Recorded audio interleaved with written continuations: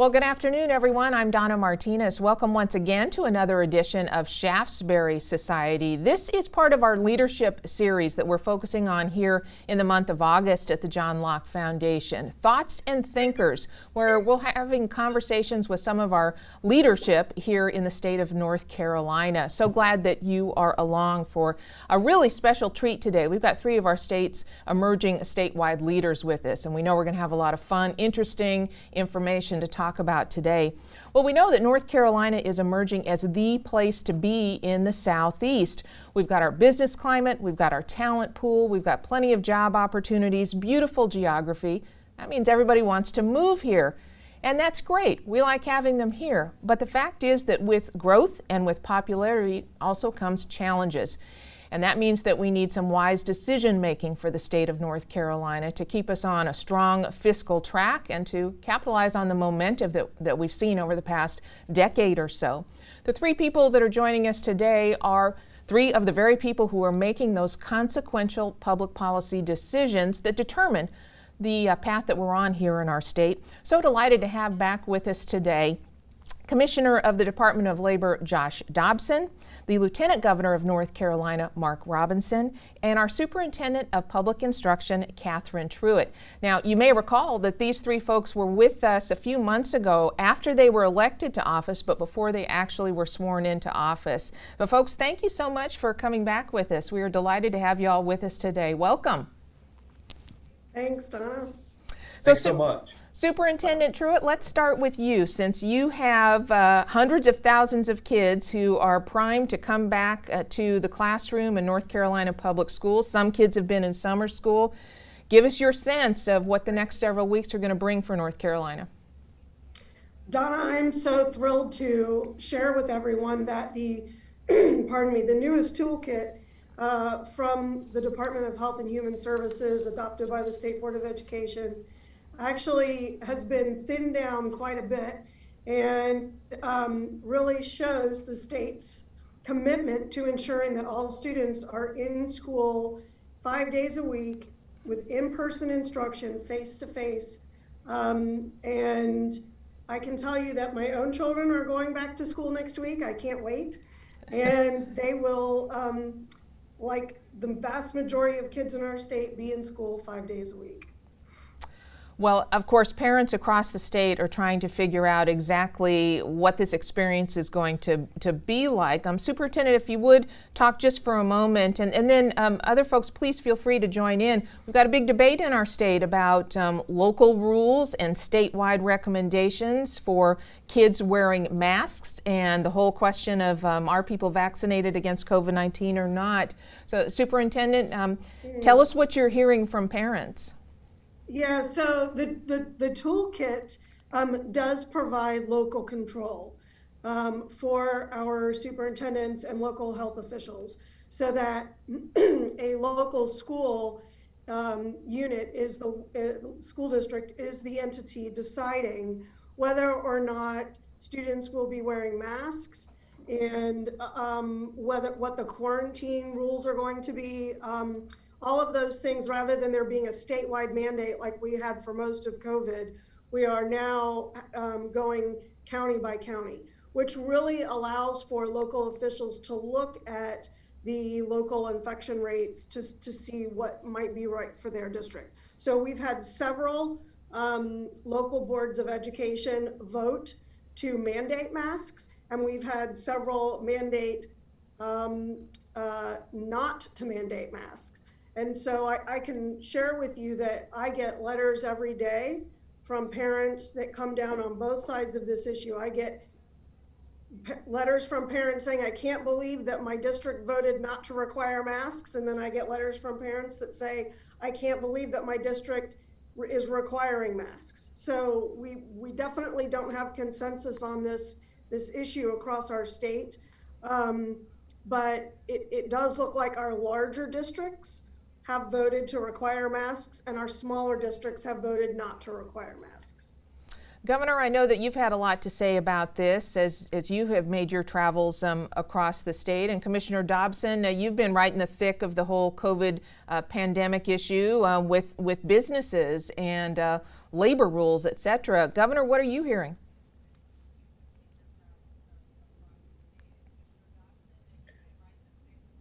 Governor, I think you're on mute. And thank you for that, Commissioner. There you go. Yeah. Okay.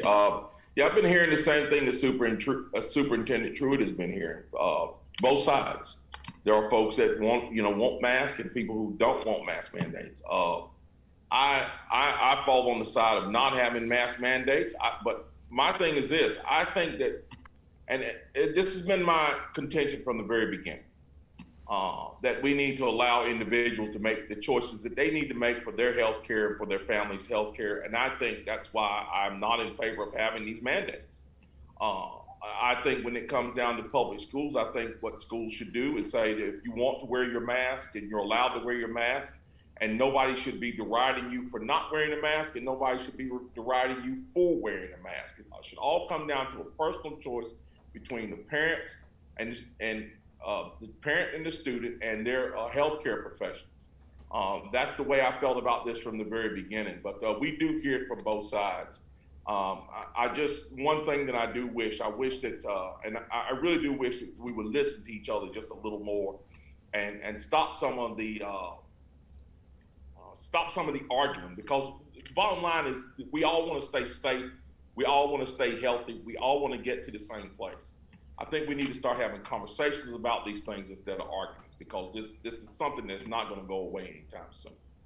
And Commissioner, businesses are having to make these decisions as well.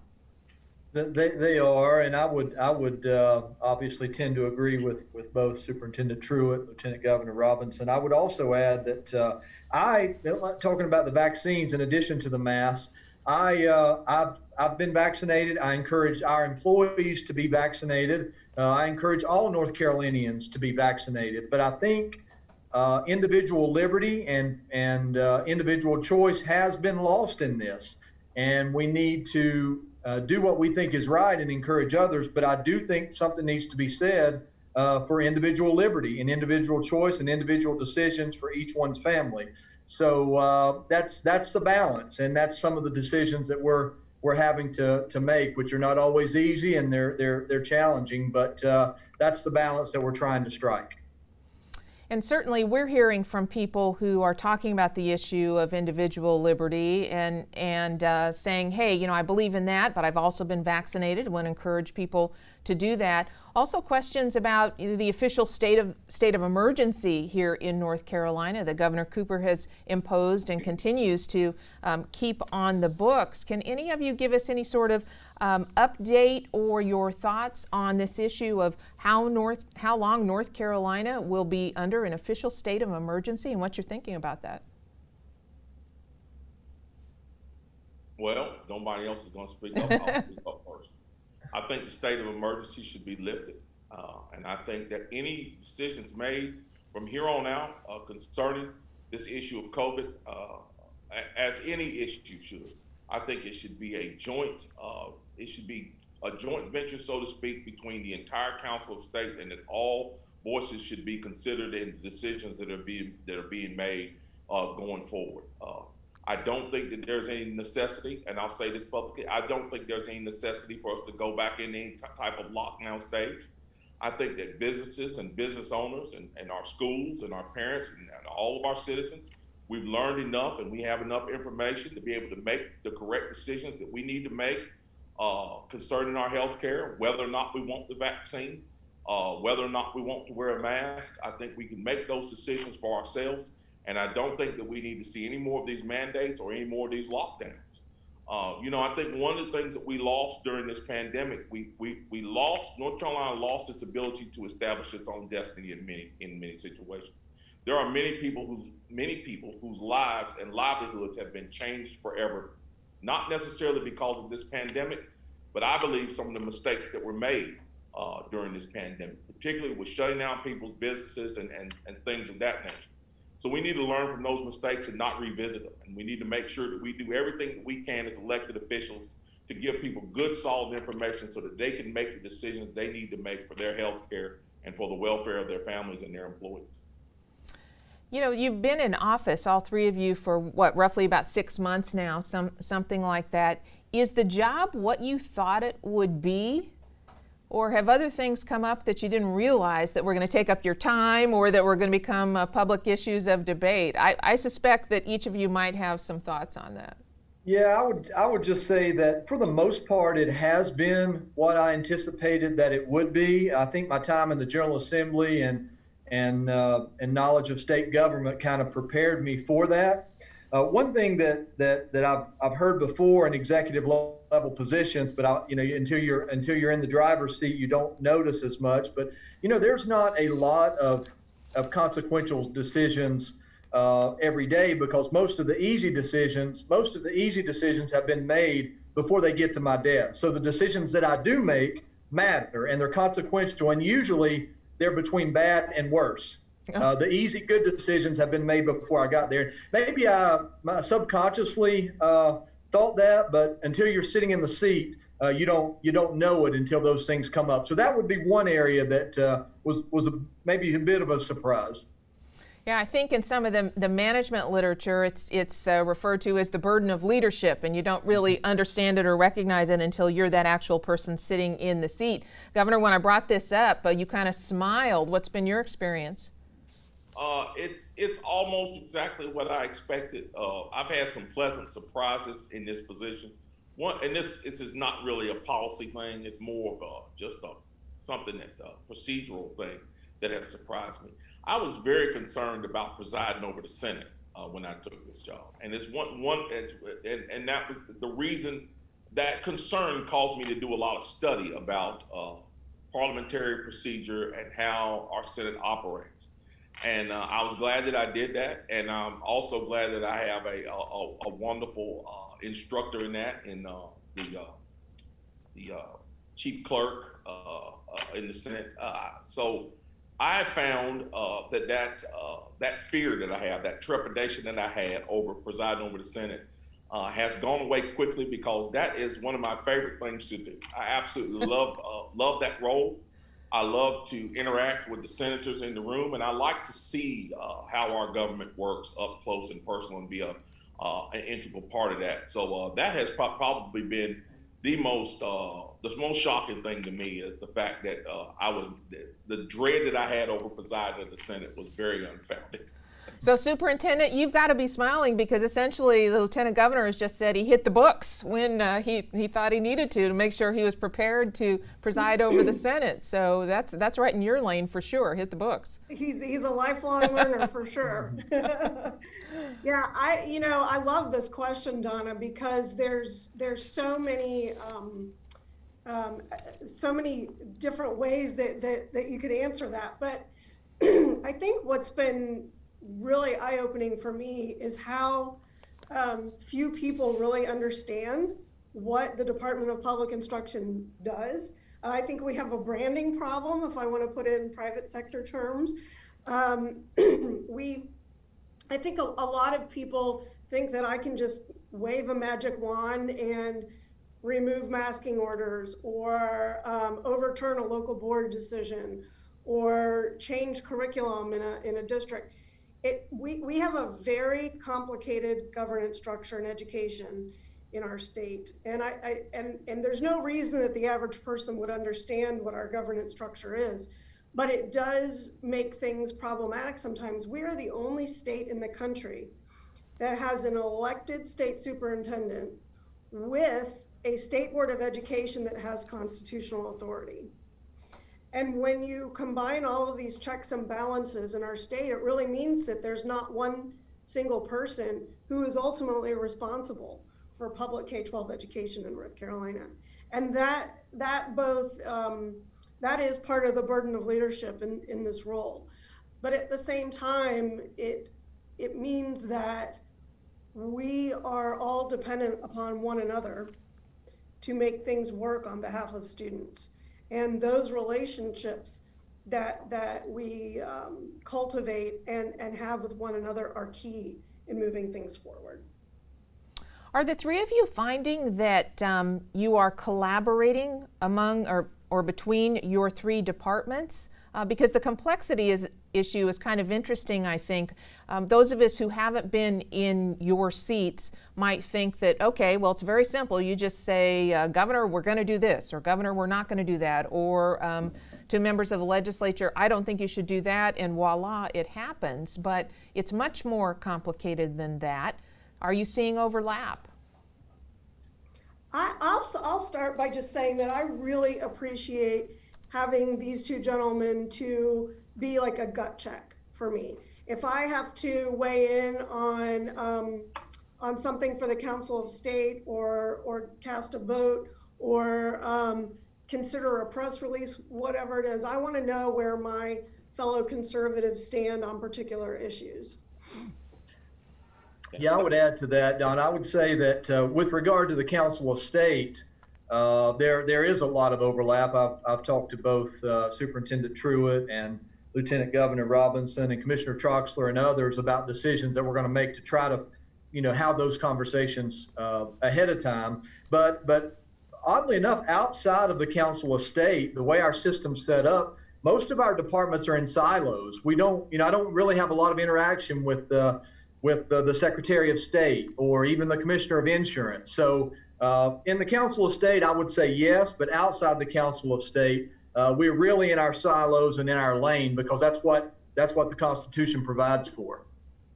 Right. That was what I was going to say as well. We basically have our own offices and kind of do our own thing, but there are times when we overlap, and there are times when we consult with each other.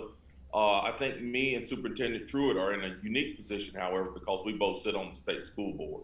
So there's a ton of overlap in our positions, because we see each other every month in those school board meetings, and we are intimately involved in inner workings there. So we have a unique situation where our jobs do overlap a great deal.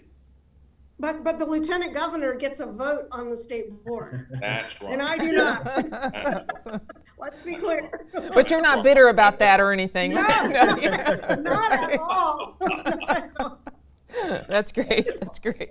So let's talk about achievements, if we could, and how you feel like the first 6 months is going. Commissioner, tell us about what's happening in your agency and in the field when it comes to workplace conditions and rules and all the things that you are overseeing. What are you happy about in the first months in office? So I will say Commissioner Berry left a tremendous staff and a tremendous administrators here at the department, and I was fortunate enough to keep a lot of those folks in place. So really have developed those relationships. Two things I would say: our strategic plan calls for a 5% reduction in injury and illness by 2023, and then a 2% fatality reduction by 2023. And we COVID's a little bit of a silo there, but outside of COVID-19, we are on path to meet those, and look forward to continuing that good work that's been done prior to my arrival here.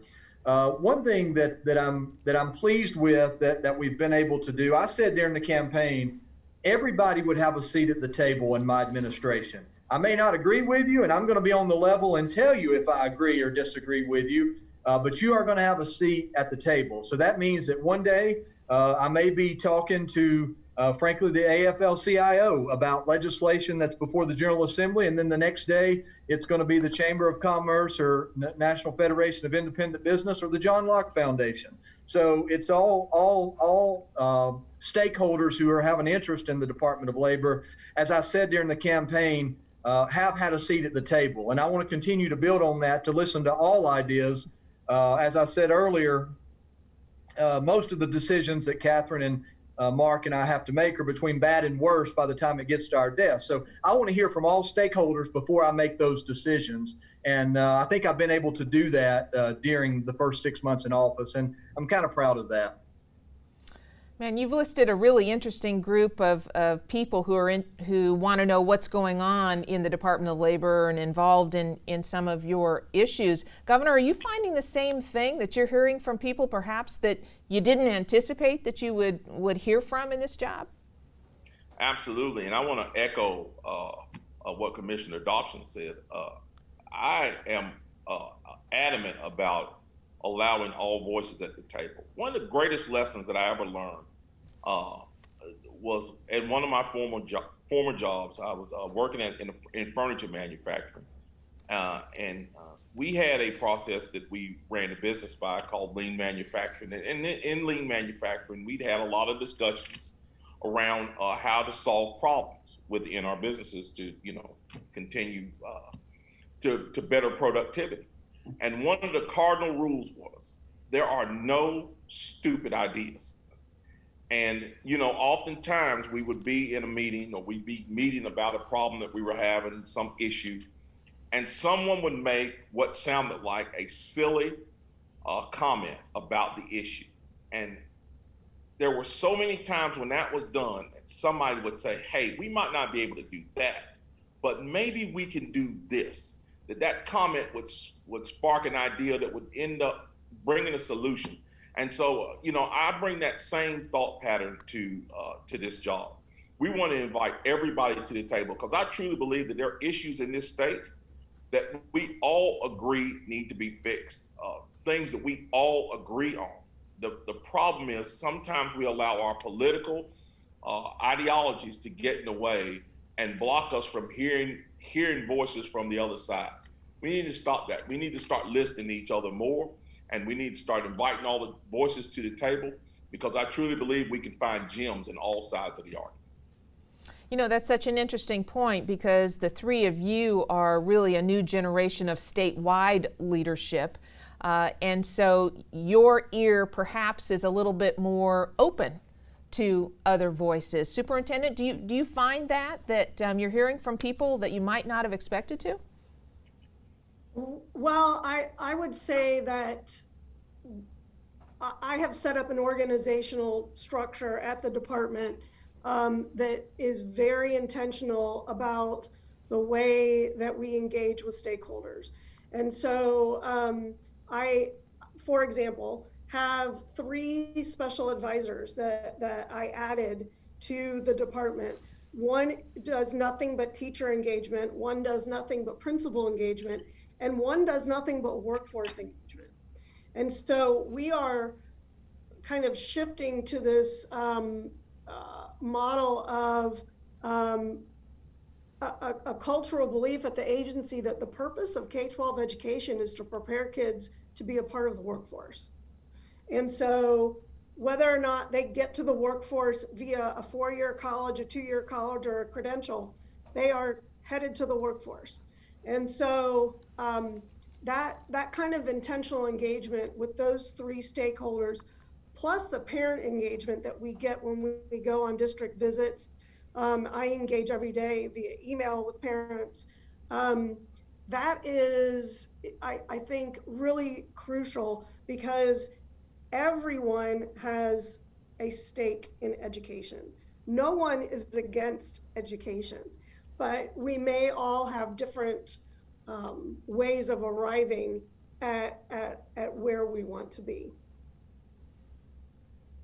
That's so interesting that you would talk about being making sure that people are able then to participate in the workforce.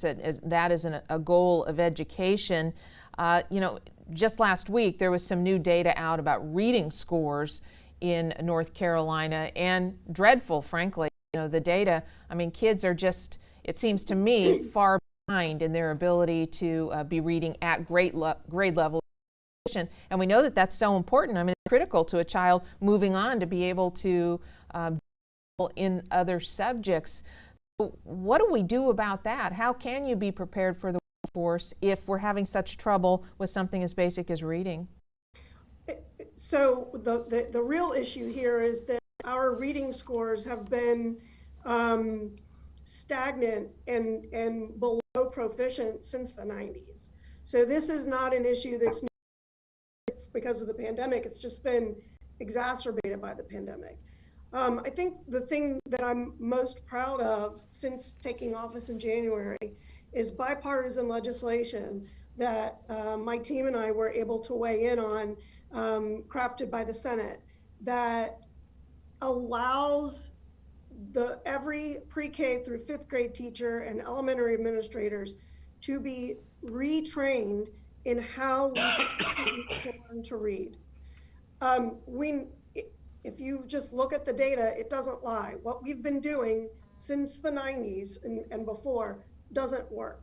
And so this balanced literacy, whole language approach to early literacy instruction is flawed and has failed generations of students. We have to move towards those 5 pillars of early literacy instruction defined by the National Reading Panel in the 2000s, which essentially is a phonics-based approach to early literacy instruction. And this legislation that's already been signed by the governor is going to change the trajectory of thousands and thousands of children within the next 2 years as teachers begin receiving that training this summer. So all of these teachers will have started receiving that training by this time, by January of next year. And so we will start to see that change in our official data sometime within the next 2 years. And I know that that is near and dear to your heart because you and I have talked about that issue before, and so hopefully we can make some progress, and as we get down the road a bit into your term, we'll have some better news that we can talk about, at least see some achievement, some changes for those kids. Governor, talk about achievement. So tell us about your first 6 months. What are you proud of that you have accomplished while in office so far?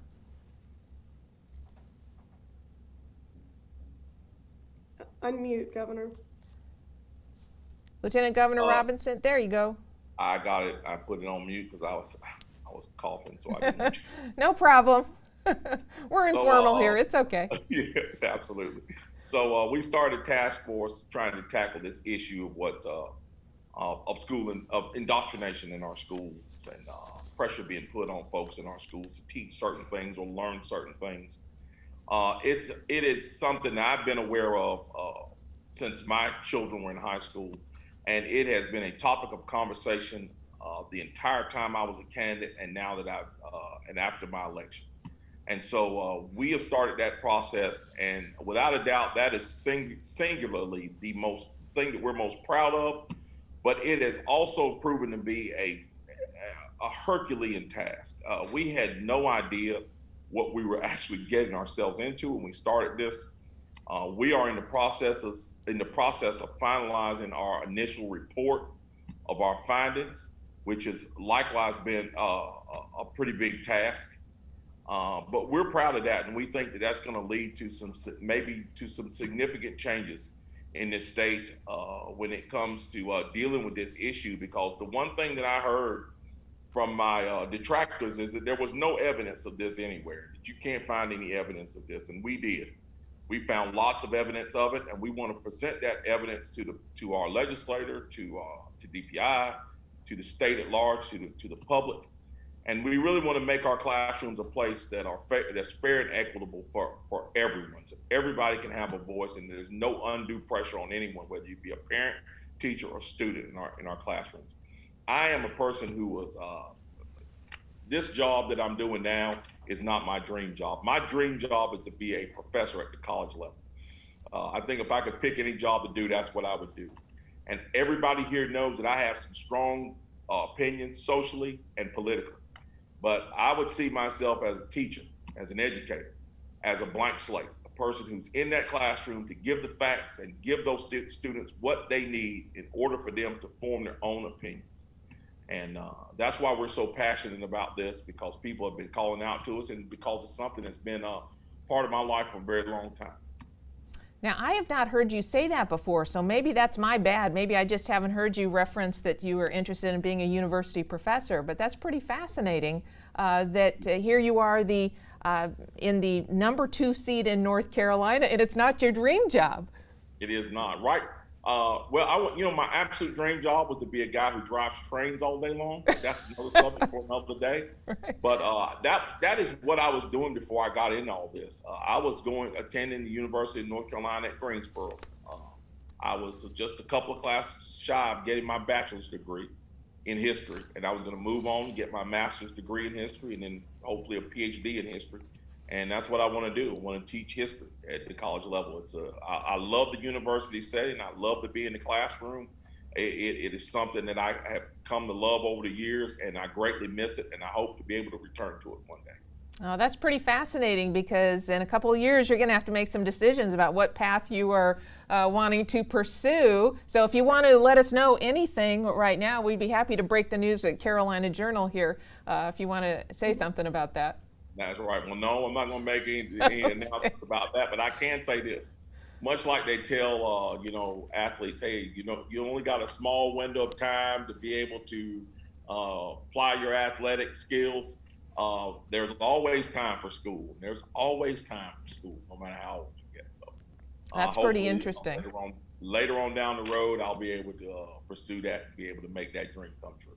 So, Commissioner Dobson, is being labor commissioner your dream job, or do you have some other things in your head that you're thinking, hey, I've got a long time to live here and to work?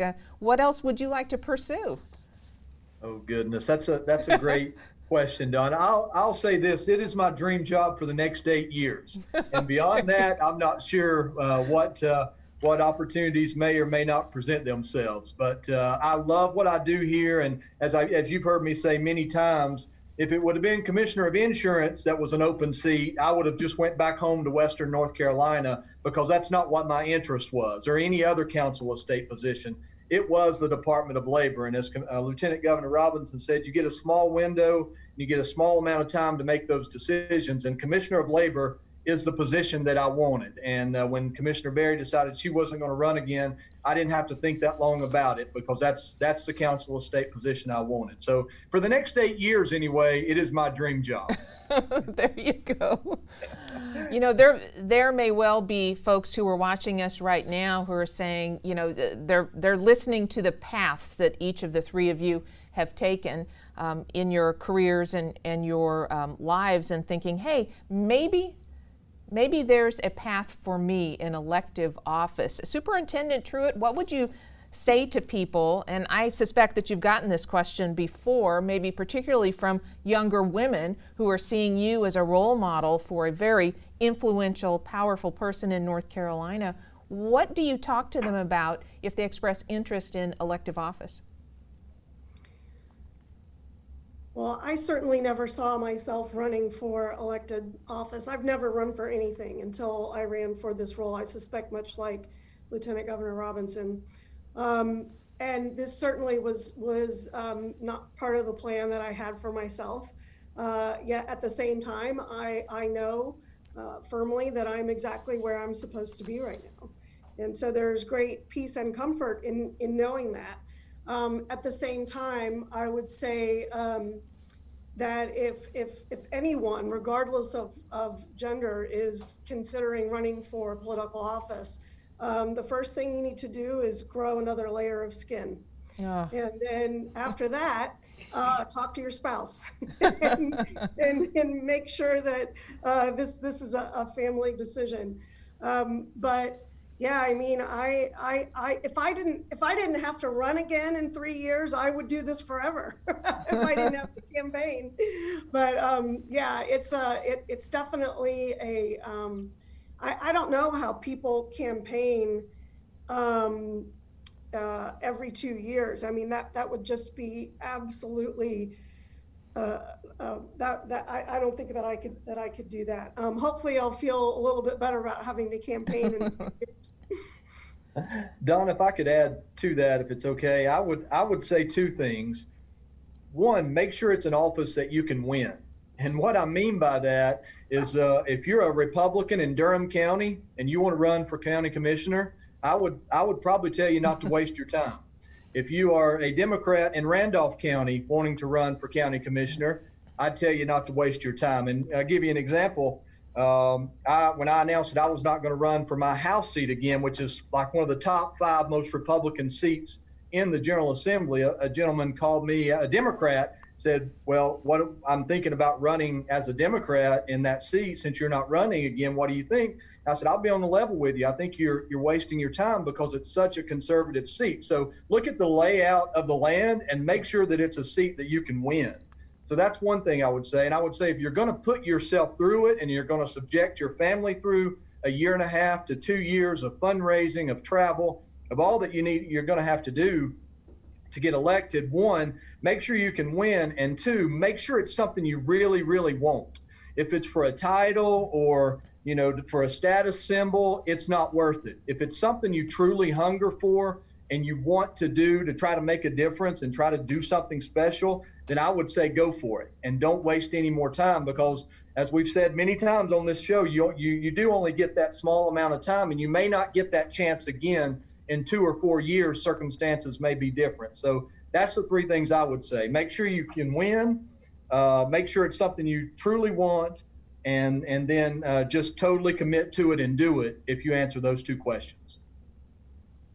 Governor, what advice do you give to folks? I think I would echo a little bit of all that. Plus, I would reiterate what Commissioner Dobson said about the service aspect. Before you step into this role, into the role of trying to become an elected official, I think that the one thing you need to understand more than anything is that you're not stepping into this role to be a boss. You're not stepping into this role to be a big shot. You should be stepping into this role because you truly want to serve your constituents and leave a better North Carolina, or your area, whatever it is you're going to serve in. You want to leave it better than you found it. You know, we talked about this being a job, and it certainly is a job, so to speak.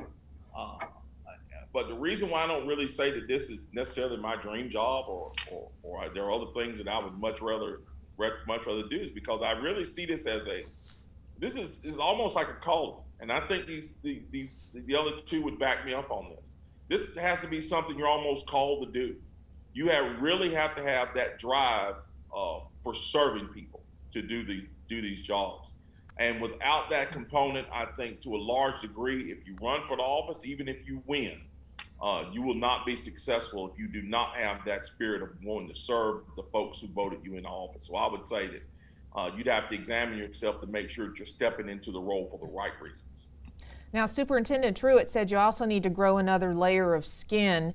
No secret, Governor, that you have been the subject of all sorts of conversation. There are many people who are providing you with accolades, other people with intense criticism. Have you had to grow another layer?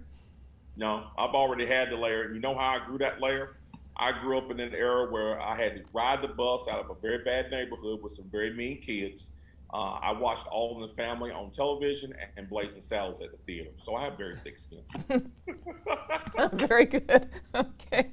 You know, you said something fascinating, Governor, and I'd love to hear the superintendent and our commissioner talk a little bit about this. You said it's important to leave the state better off than when you found it, and that's a reason essentially for doing this kind of work. Commissioner, based on that, what do you see for North Carolina going forward? How would you want to see North Carolina as better than when you found it?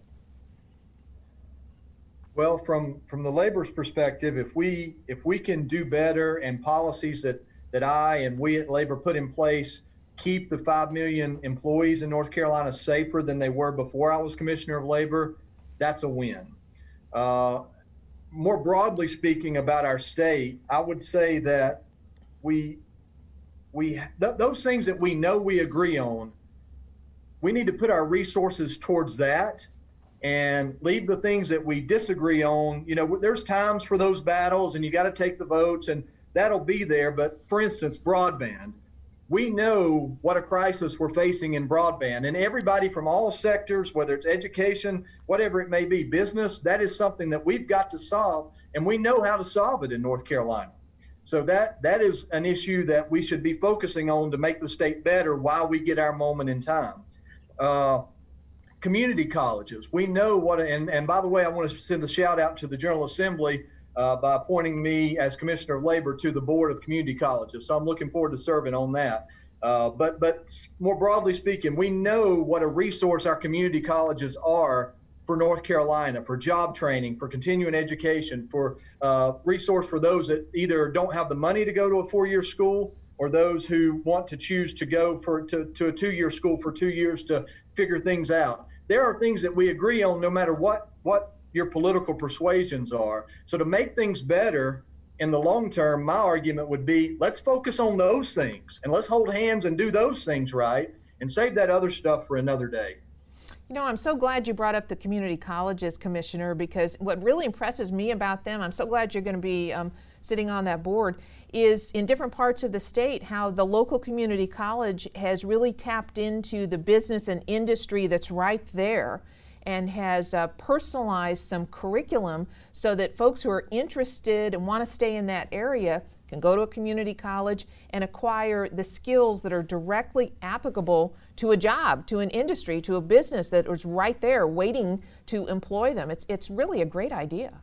The community colleges have been versatile and mobile and being able to tailor their continuing education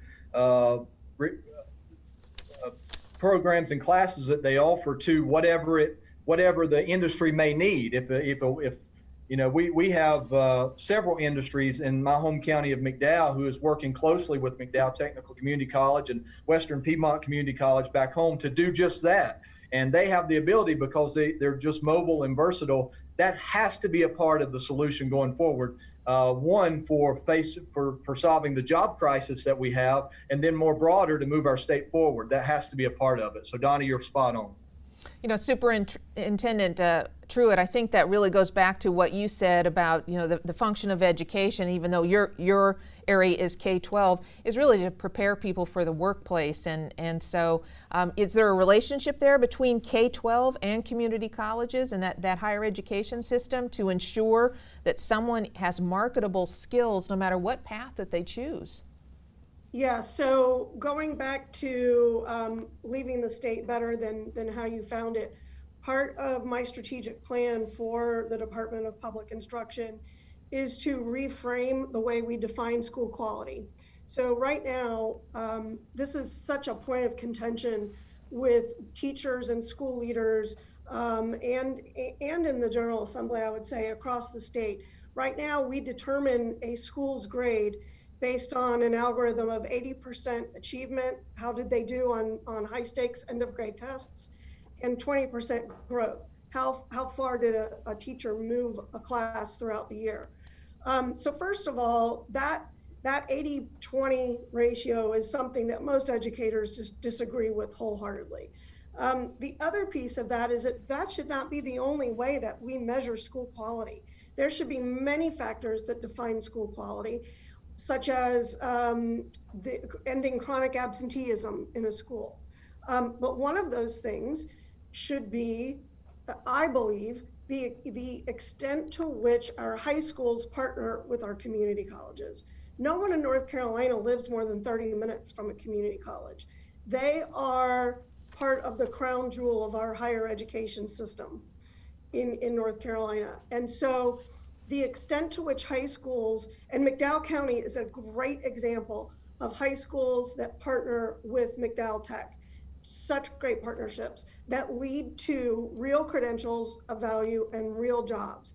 And so what I would like to do is create a portrait of a graduate. We are a state that does not have a portrait of a graduate. What do we agree that all kids should be able to learn or should know and be able to do in order to be ready for the post-secondary plans of their choice? And one of those measurements should be something like engagement with community colleges in an effort to better prepare students for some kind of post-secondary credential. That's so interesting. Speaking of things that we agree on, Commissioner, I was really struck by, you know, you said broadband. You know, we can all agree that we need that. And I can tell you, boy, I got a firsthand education on that during the pandemic when we started doing the Shaftesbury Society forums virtually. And we did one in which one of our guests was a superintendent of a small Western North Carolina school district, and I believe it was Graham County. And the discussion there, I mean, that they were just having problems just getting kids connected, you know, let alone the issue of is a child going to respond to a virtual environment and all that. They were just trying to make the technical connection, and that really kind of brought that to the forefront of my thinking, at least, that things that we take for granted in the more metropolitan areas are really not so in some of the more outlying areas of the state. We are so diverse geographically. We are so diverse in many ways in North Carolina, a huge populous state. We hear a lot about the rural-urban divide, and we hear a lot of news coverage of the things that are dividing us, the debates, the discussions. But are there things that we agree on, that the three of you have found as you've been in office for 6 months now, that maybe people who don't share your ideology or politics actually do agree with you on some things? Have you found that at all? And I'll let any of you jump in on that. Well, for me, that's one of the things that I've been talking about a lot lately. You know, there are some things, some ideologies, some social issues that folks are never going to see eye to eye. That we're never going to see eye to eye on those things. I know this. Unless there's some miracle that happens, we're just not going to see eye to eye. But there are even more things that we all want and all need, quite frankly. We all want great schools. We all want public safety. We all want great jobs. We all want economic opportunity for everyone. My goal in this is to make sure that when I connect with people, that I'm connecting with people on when I connect with people on those issues that we all agree on, that we leave those social issues aside. You know, we may not agree on the issue of abortion, but if we agree on the issue that we should have great policing and safe public streets, we can put our heads together as intelligent people and come up with a plan to make that happen. We may not agree on the issues of the hard issues like transgenderism and things like that. But if we agree that we should have great public schools and that all of our children should have the opportunity to have a great education, we should put the transgender issue aside and sit down and come up with a great plan on how we can get our children to all have a great education. I believe as adults, we should be able to do that. The problem is we've allowed so many of our political differences to separate us and cause such hard feelings between each other that we can't talk about the issues that we all have in common and our common needs and our common desires. We can't even talk about those things. We have got to shift that focus. We have got to change that narrative. We have got to start sitting down like adults and talking about the issues that are pertinent to our families and our neighborhood and coming up together with solutions for those things. And I make a firm commitment to do that, even though I do have very strong feelings socially and politically about things. I'm willing to work with anyone who truly wants to work on those issues to make those the dreams of our children a reality and the needs of our and get the needs of North Carolinians met. Because at the end of the day, it's not about who gets the credit or who came up with the idea. It's about looking back and, like I said, leaving that North Carolina, the vision that you have in that North Carolina being better out there for folks. So that is something that's very important. You know, each of the three of you is now in a position where you are inspiring other people. But who inspires each of you? I'm fascinated by that. Let's start with you, Commissioner. Who is it that really you turn to when you are thinking about or maybe wrestling with a problem or wondering how you should handle something? Yeah, it's funny that you asked that question. When I was in the General Assembly, I looked more towards legislators that were successful both at the state and federal level to try to mimic those that have been successful. But now in an executive role, I've really found myself looking at successful CEOs over the years.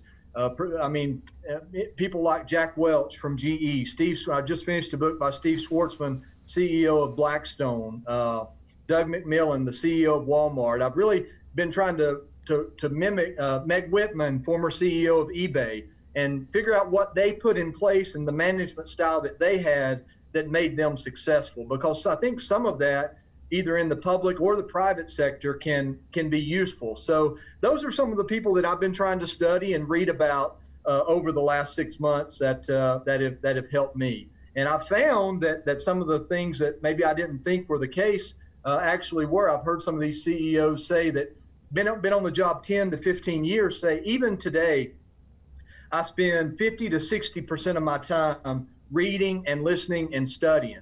Well, that didn't make me feel so bad because I'd been spending that amount of my time in the first 6 months doing that as well. So looking to those that have been successful in the management arena, both public and private sector, has been some of those, particularly over the last 6 months, that I've tried to look to for inspiration. That's interesting. Superintendent Truitt, what about you? Who inspires you? So I come from a family of educators. My grandfather was a superintendent of a small rural district in Ohio. And my father, my parents are in their mid-70s. They are not retired yet. And my father has just starting his 55th year of teaching music. Oh my. And he was a high school band director when I was little, and now he is teaching 4th through 8th graders.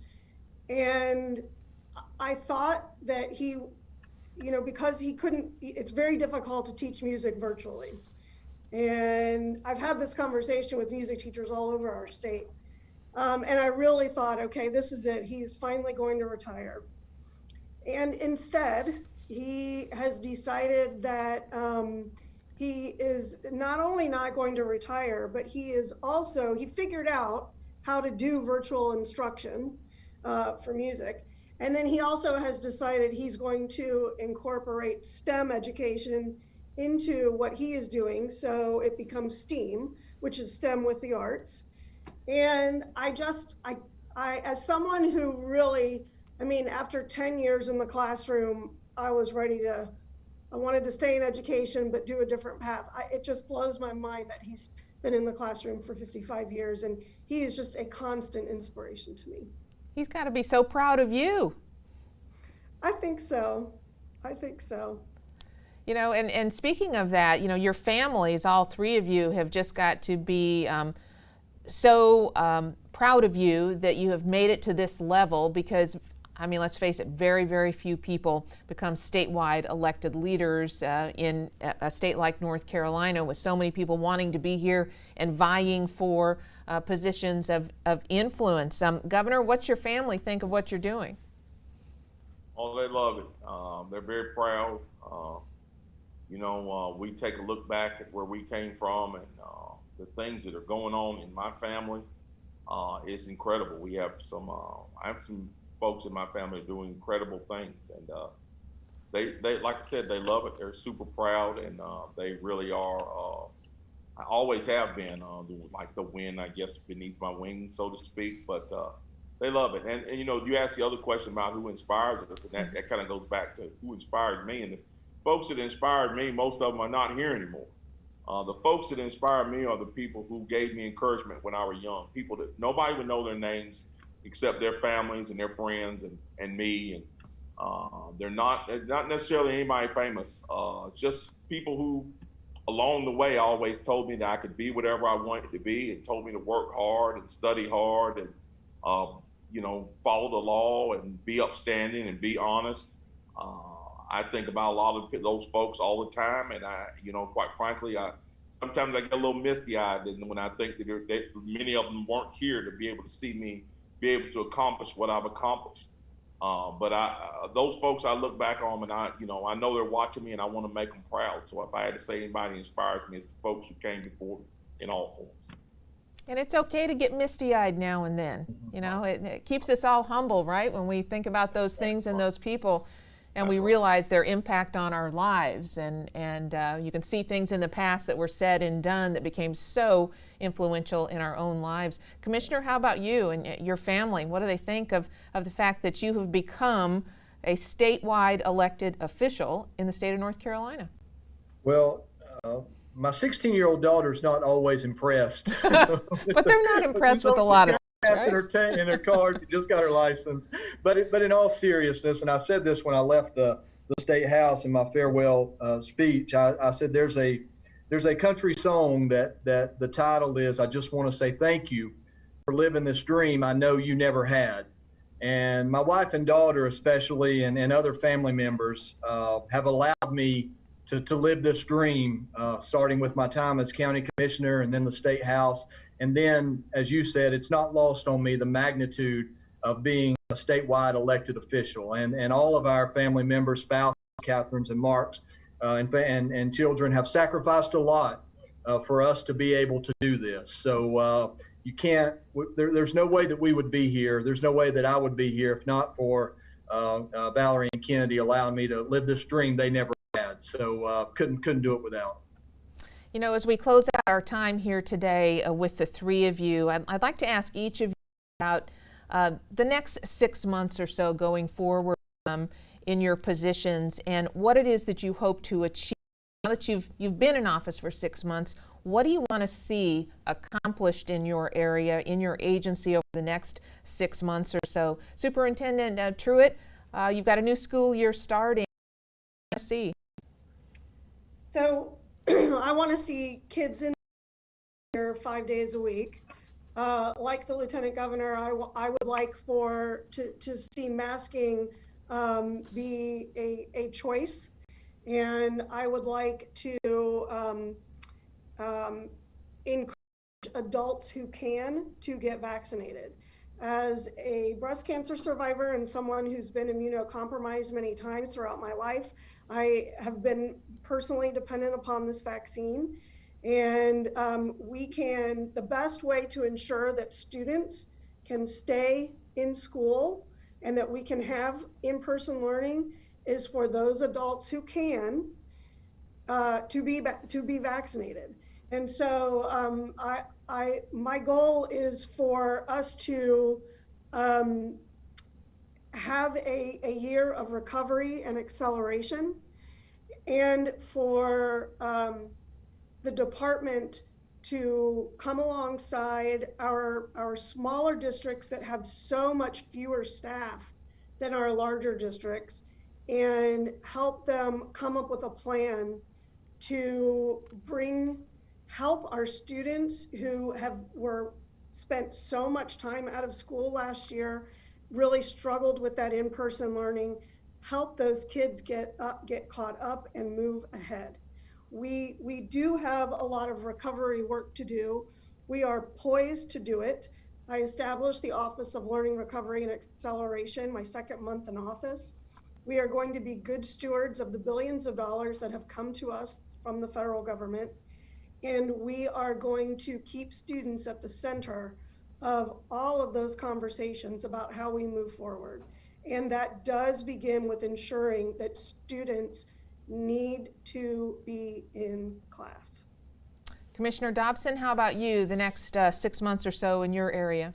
So I'll talk about it from a personal goals and standpoints on things I want to do. And in some ways they're mutually exclusive. So it's a little bit of a challenge. And one is the Department of Labor is so vast.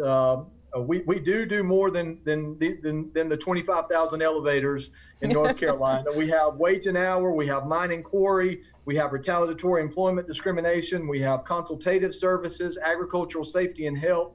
The Department of Labor, and that's part of the reason that I ran for it, it's so broad and so vast.